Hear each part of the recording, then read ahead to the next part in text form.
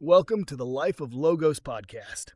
If you enjoy our content, don't forget to subscribe and share with your friends.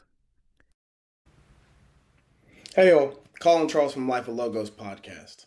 I'm coming to you today with a revolutionary thought that changed my entire way of processing informations in society as a whole. Before I get into that, this is super important. I know it's gonna sound random. I love the Ninja Turtles. Sounds like a stupid thing to say. I love the Ninja Turtles. My favorite has always been Leonardo. That's just me. That's gonna come back later. I love the Ninja Turtles. I was at my Master's of Business for Veterans program at USC.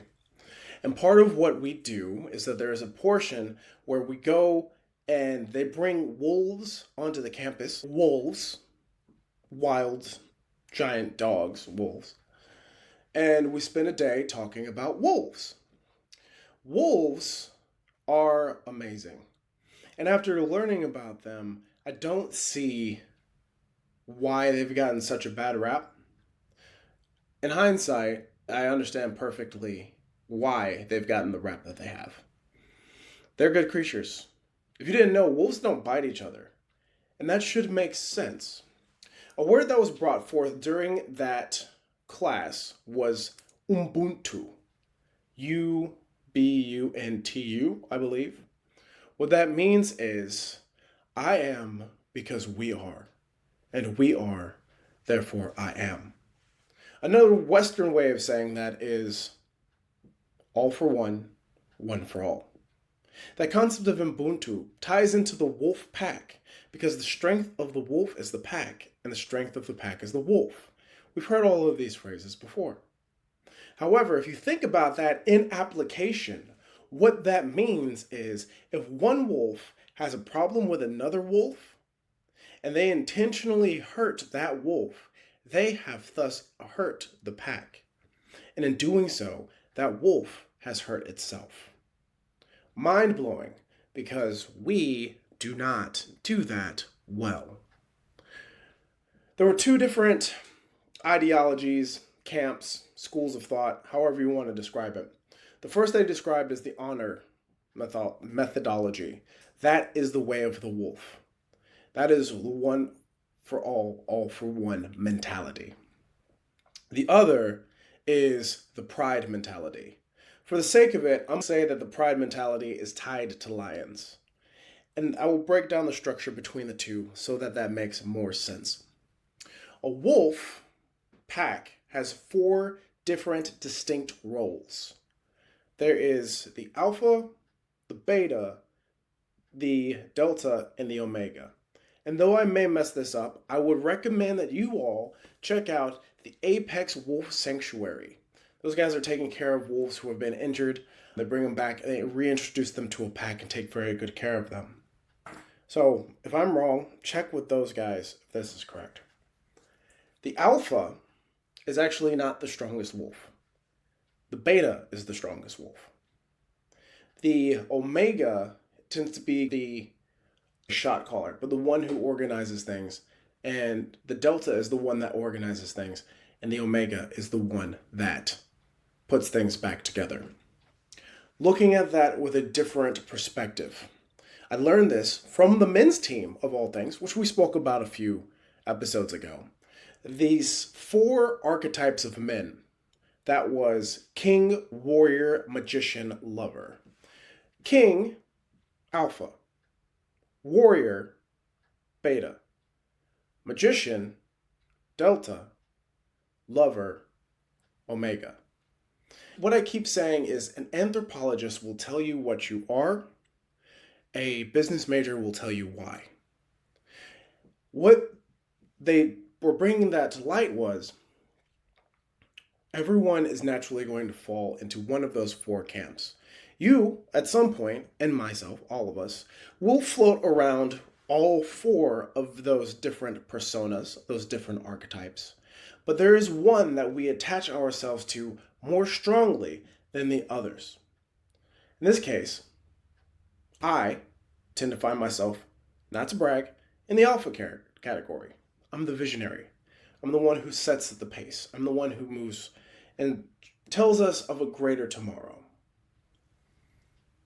Any lone wolf will only survive for a matter of days on his own. Now, we live in the Western society is very much that of the lion. The lion in its pride is a very different hierarchy. It's not a team of 4 different roles that need each other to survive. It's the team of one. That is the alpha and the lion pack. The alpha, the lion, gets the lion's shares. He gets the lion's shares. He gets all of the women. He gets the best of the food. He gets everything else. And if another lion is to challenge for the place of alpha, then if they win, they get everything. If they lose, they get nothing.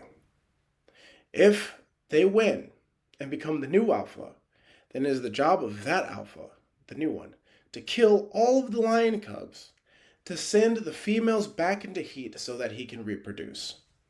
That is a fundamentally toxic culture. And as a person who's always loved lions, and I still love lions, thank you for the Lion King. The lion culture is not something that I would want to be a part of.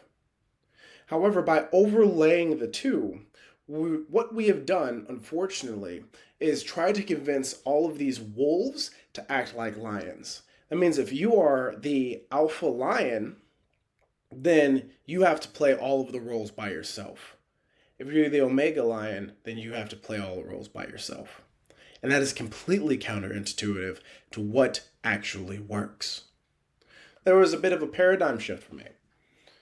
I, being the person that I am, the visionary, oftentimes doubted myself or found myself to be wildly inadequate because I was not able to do the things that the other people could do. And I also always felt like an outcast because I would be the one with these visions and his minds constantly bursting with ideas, and I would be able to influence people to come with me, but I never understood why they didn't see it themselves. And then it clicked. We are pack animals.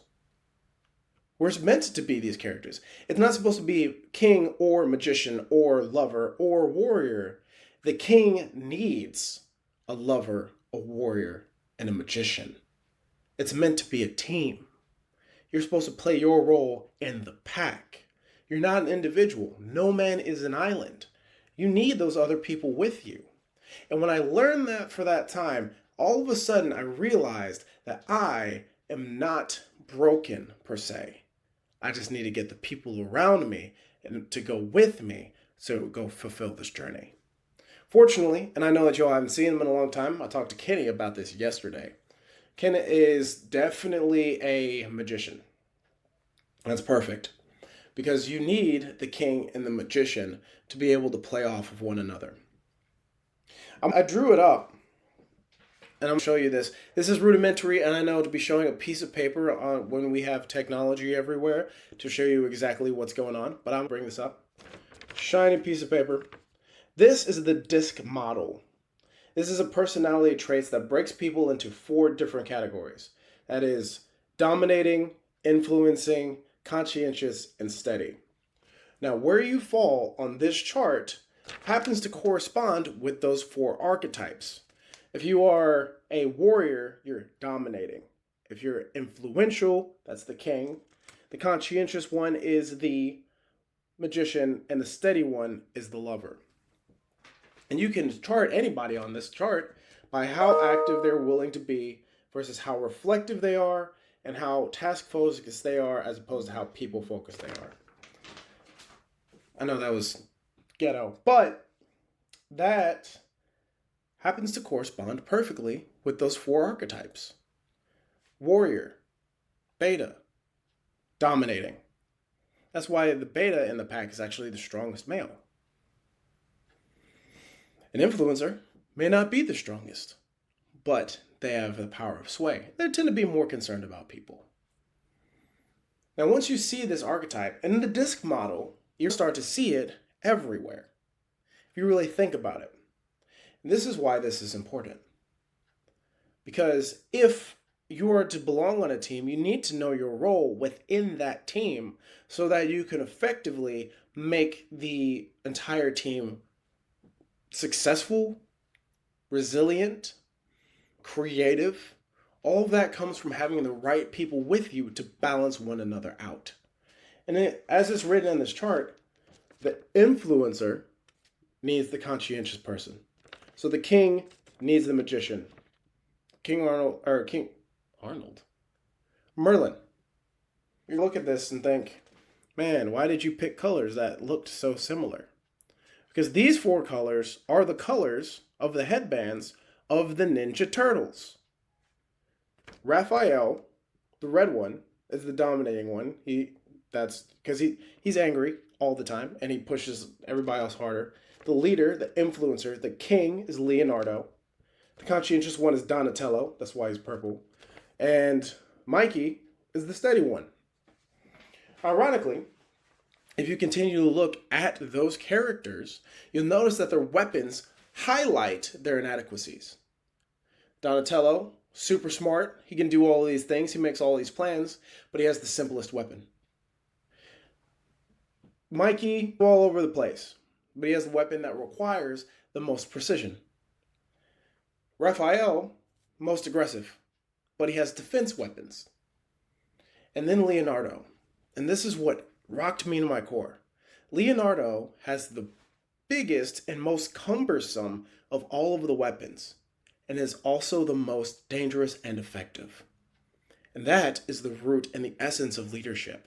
If you can't find the right people around you, you are carrying around a weight that you cannot use.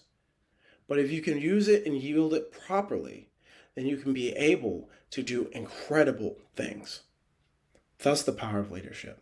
Thus being the visionary that's making this company. Thus understanding where I am and needing these different roles. And finally saying, I'm done being a lion. And I'm done putting the entire world on my back. It's time to go find people and to make this dream come together. I am because we are. We are because I am. This has been another episode of Life of Logos. I'm Colin. Ken's be back in a couple weeks to start recording again. He had to go travel the world and stuff. But until then, we'll see you next time.